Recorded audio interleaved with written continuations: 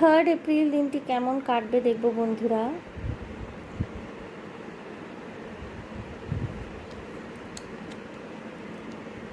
The Tower, Knight of Swords, the High Priestess,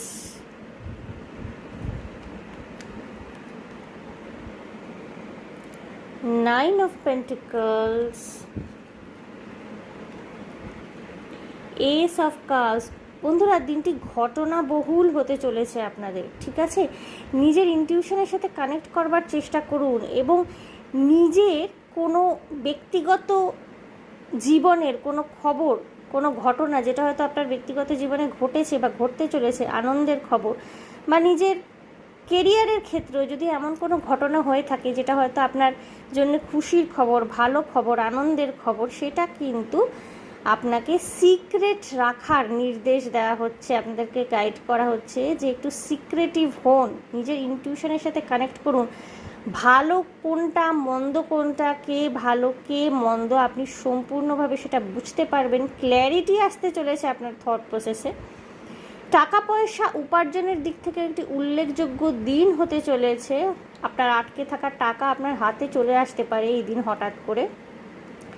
ভীষণ intellectually sharp থাকবেন এই দিনটিতে, ঠিক আছে? যে কোনো সিদ্ধান্ত ভীষণ লজিক্যালি নিতে পারবেন।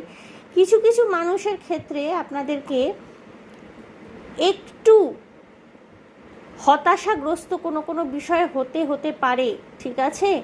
হয়তো কিছুটা টাফ সিচুয়েশন আপনাদের লাইফে হঠাৎ করে এই দিনটিতে চলে আসতে পারে। বিভিন্ন ঘটনাবহুল দিন হতে চলেছে, প্রথমেই আমি বলেছি।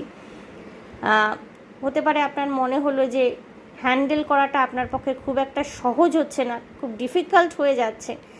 এমন ডিফিকাল্ট সিচুয়েশন হয়তো আপনার সামনে চলে এলো, সেটা আপনার ব্যক্তিগত জীবনে হতে পারে, সম্পর্কের দিক থেকে হতে পারে, ব্যক্তিগত জীবনে যে কোনো সম্পর্কের ক্ষেত্রেই আমি বলতে পারি, বা এমন হতে পারে আপনার কেরিয়ারের ক্ষেত্রে কোনো রকমের চ্যালেঞ্জ আপনাকে ফেস করতে হলো। বন্ধুরা, ভীষণ মাথা ঠান্ডা রাখার দিন এই দিনটিতে, ঠিক আছে?